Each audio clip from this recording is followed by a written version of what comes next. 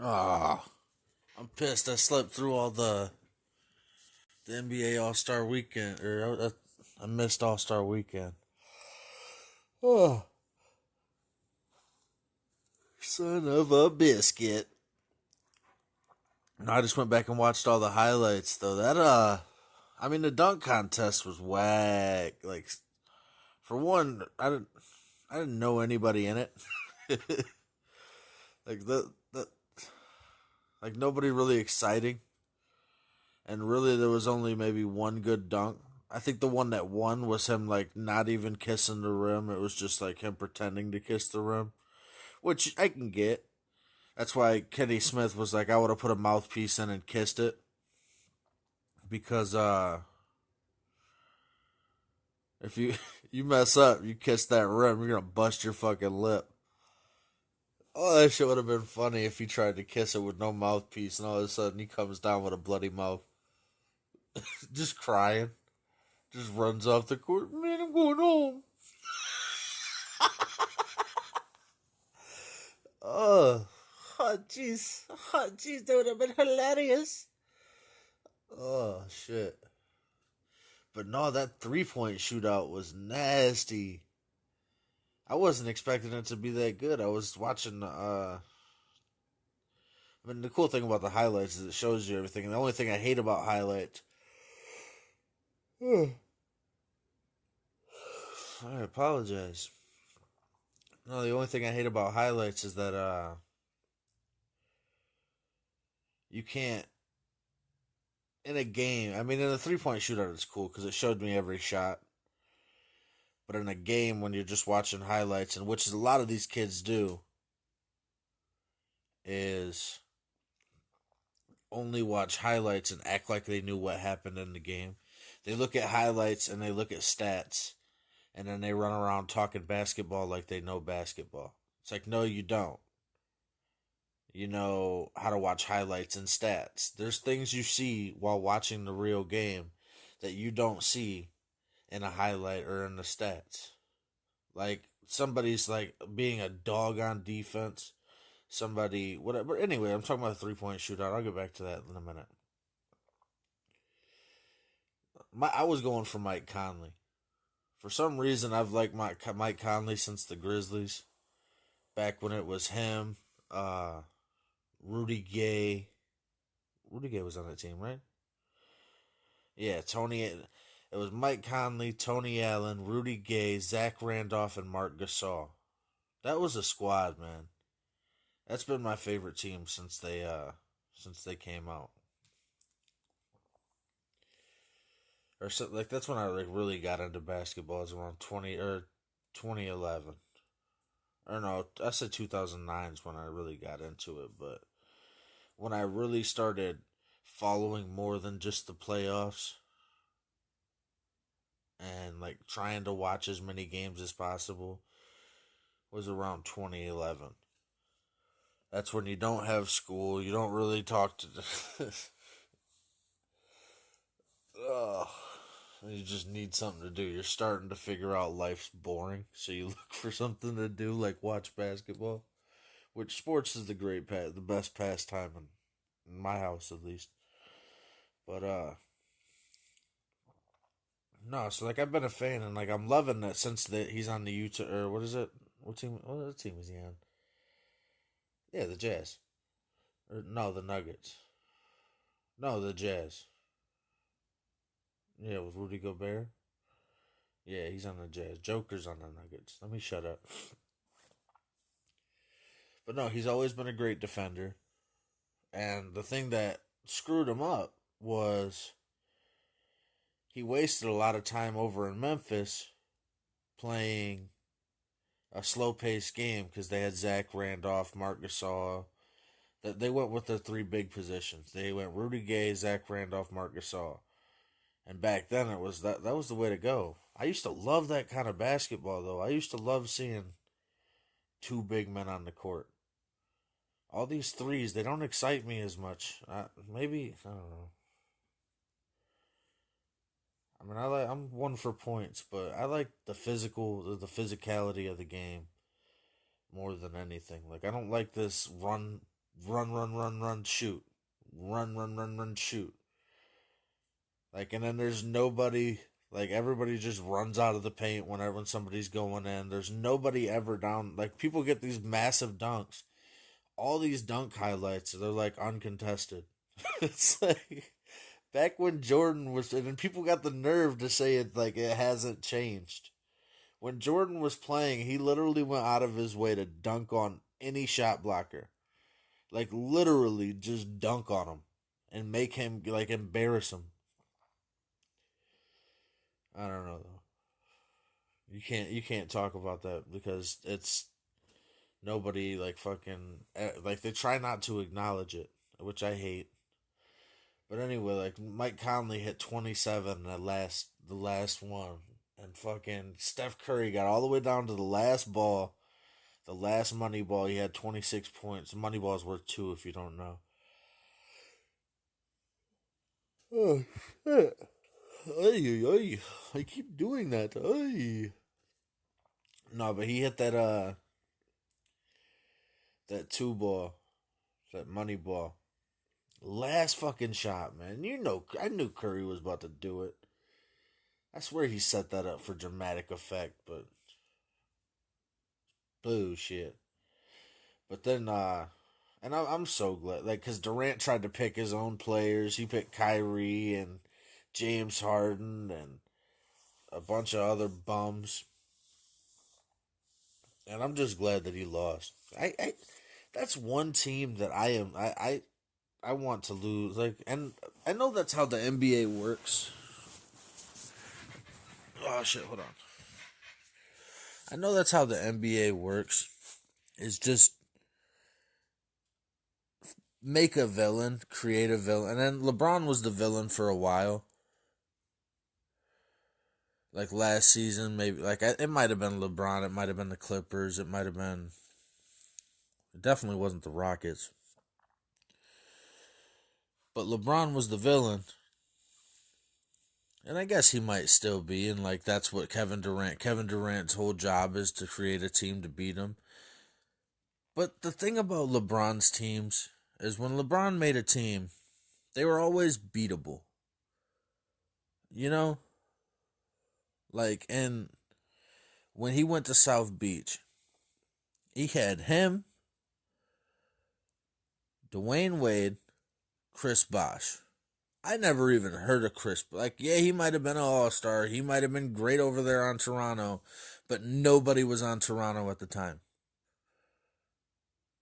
And then I've said it before, like Devin Booker, great when nobody's on there. I don't think Devin Booker's half as good as people act like he is. But, and it's like, I'm not saying it's easy, but Luke Kennard, take him for example. He was great on our Pistons team. Like, not great, like, not like superstar great, but he was good enough to look like he was going to be a promising player. And you put him over on the Clippers, look at him now. He's really not that special. Like, that's what I mean when I'm saying, like he could have, like, he was looking like he was going to be our sixth man for a long time. A sixth man or maybe even a starter on the Pistons. Terrible team, though. We got Blake Griffin. Got rid of Drummond, which was the dumbest thing we ever did was get rid of Drummond for Griffin. And act as if Griffin was going to be a promising player. Just because he had that one season, which he got injured the month before the fucking playoffs. And we still made it in by like 1 or 2 games. And people were really saying, oh, he got us to the playoffs. Like, no, the fuck he didn't. He was injured a month and a half before the playoffs. And we only made it in by 2 games. And he skipped the first 3 games of the playoffs, comes in, barely plays on the 4th game, and we lose. We get swept. Granted, it was against the fucking Milwaukee Bucks, but he wasn't even there. So yeah, let's get rid of Drummond because Griffin's the more promising player. The fucking 80-year-old fucking I used to be able to dunk ass dude. Anyway, where was I? Oh, like LeBron was always beatable. Like besides them, like when they first got together, who else was on their team? Mario Chalmers. Who was their center? Joel Anthony. Later on, they got Chris Anderson. But who the fuck is Chris Anderson? You know, it's like he literally bound. I mean, he was good. Everybody liked him, and like he was like a energy type player. But when it comes down to it, he was going up against like real teams. Like those three players weren't really. They weren't the Spurs, which had a complete fundamental act, like, and then like Mike Miller. Who else did they have? Mike Miller. They ended up getting, I don't know, I guess Ray Allen towards the end, but Ray Allen was fucking 62. So really is a 62-year-old. I mean, he hit that game winner, but anyway, like what I'm saying is they were beatable.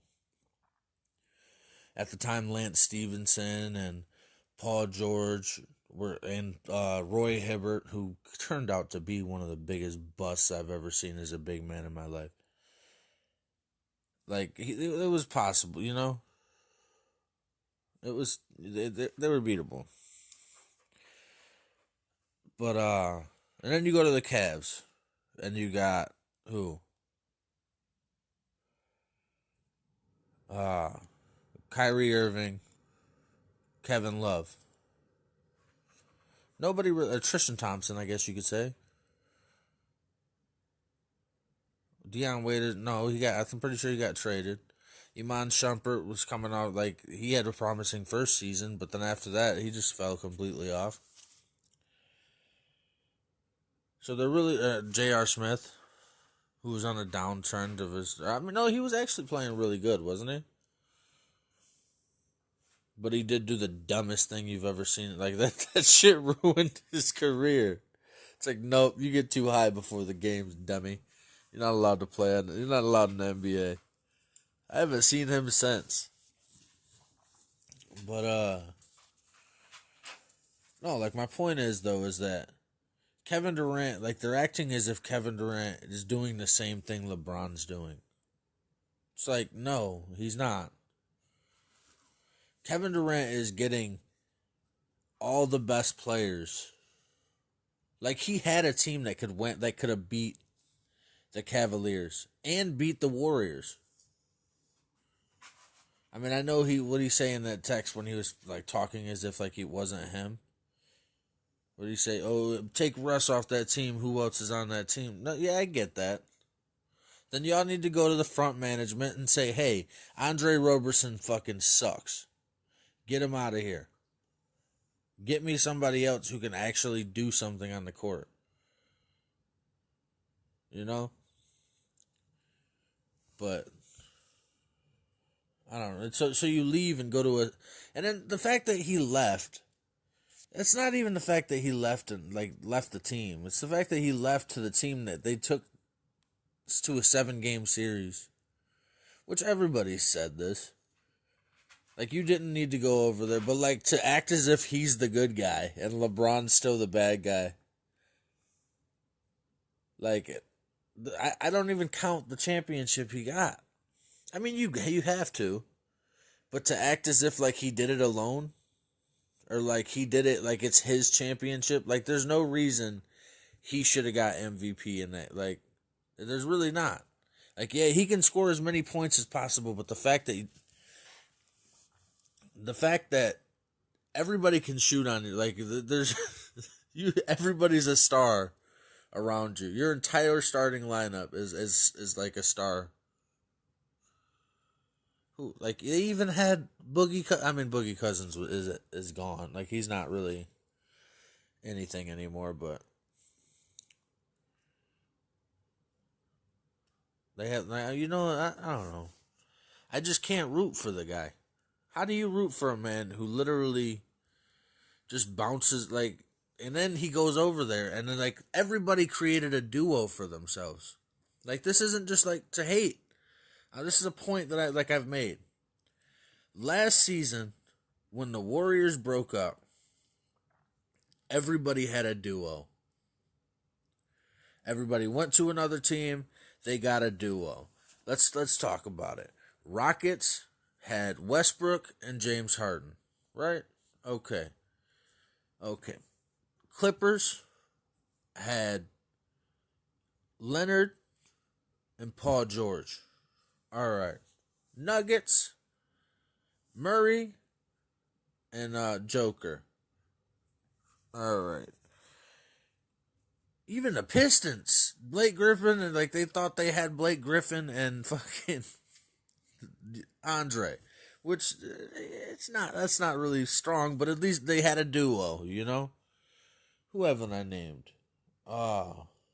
Lakers, LeBron, Anthony Davis. The Nets, Kyrie, what the fuck is it? Kevin Durant. Okay, let's even try the Celtics. I mean, barring Kemba Walker, Jaylen Brown, and Tatum. The Trailblazers, Damian Lillard, and what the fuck's his name? McCollum. And even another team, the Wizards, John Wall, Bradley Beal. Everybody had two guys. There's even teams I'm missing. But everybody had two guys that they were like, you can even say the Spurs had DeMar DeRozan and LaMarcus Aldridge, which isn't a very strong one, but I mean the way they run their teams is the only reason why that's not a very strong one, if you ask me. You can even say Rudy Gobert and Donovan Mitchell.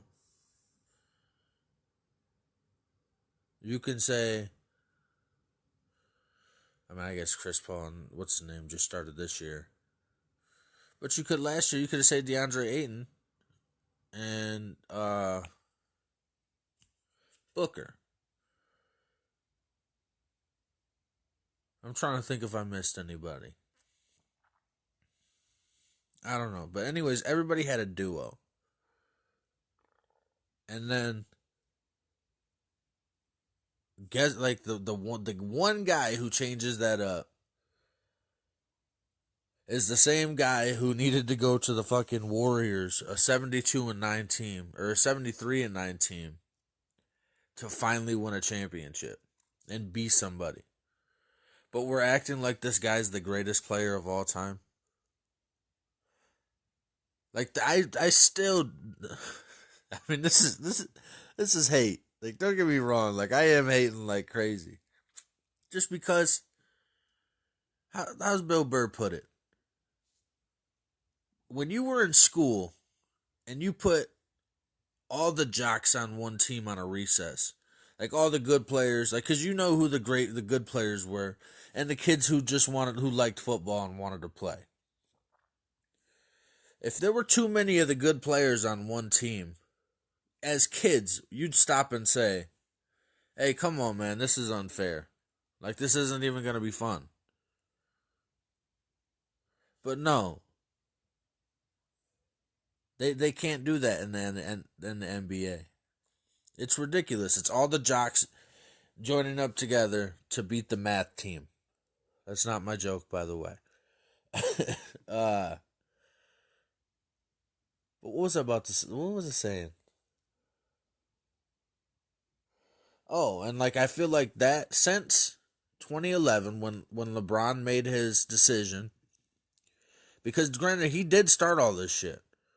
You can say, like, everybody's trying to say that the Celtics started it.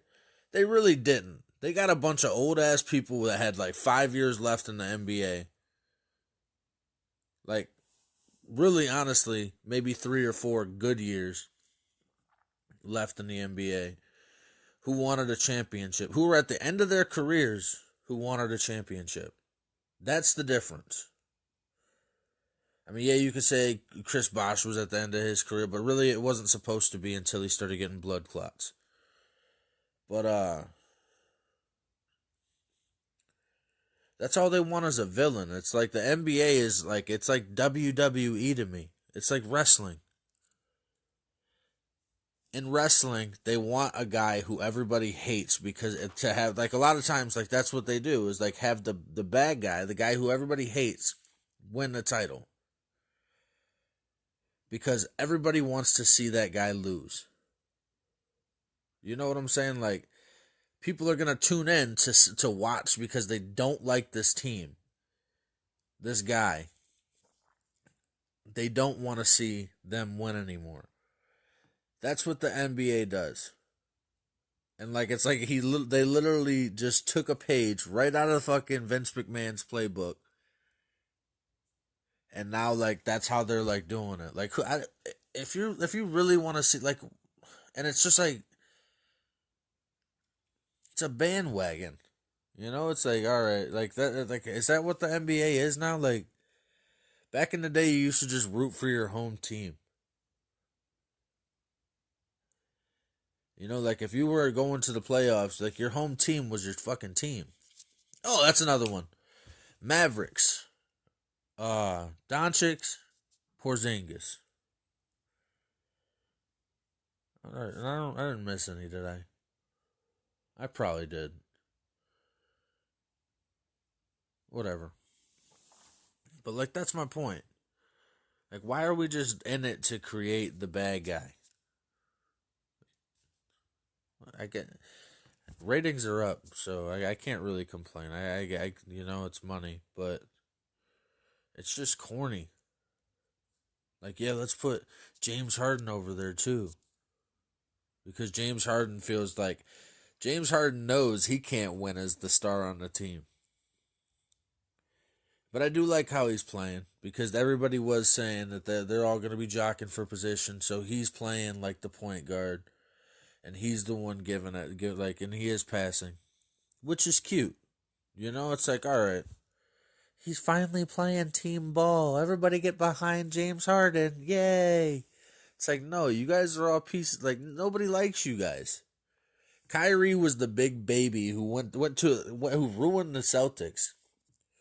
Remember now, the player who was on the Celtics before Kyrie was Isaiah Thomas, a 5'6" guy, or what, 5'8"? And he led them to the playoffs, had a great record, everything. Who comes in and ruins it? Kyrie. Like, they played better without him than they did with him. Didn't that tell you something? He's a bum. They weren't even gonna win anything if they didn't get James Harden. That's why they pulled James Harden in. Because they had no shot. Because they're bums. Kevin Durant, you can say he's the greatest player all day, which what he does great is move without the ball, score his points without needing the ball in his hands.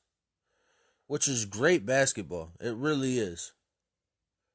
But he's not the star.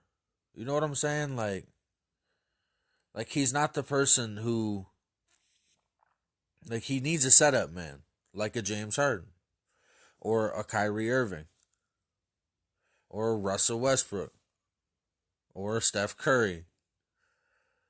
Like, he's the guy, he's a catch and shoot, knockdown type of player, but like he's always like he knows how to get open.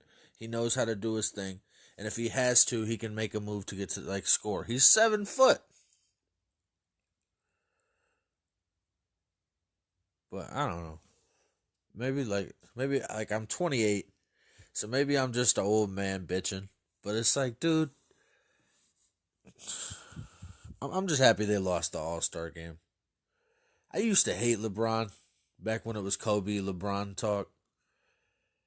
But now that it shifted, I really can't see where, because they used to try to tell me Kevin Durant was better than Kobe when he came into the NBA. He's like, oh, he's the youngest scoring title ever, and Kobe whooped their ass in the playoffs and went on to win the finals. It's like, is he really? And He made it. Oh, I guess he did have James Harden and Serge Ibaka. Their biggest mistake was getting rid of James Harden and keeping Serge Ibaka, but that's another point for another day. All right, I'll shut up.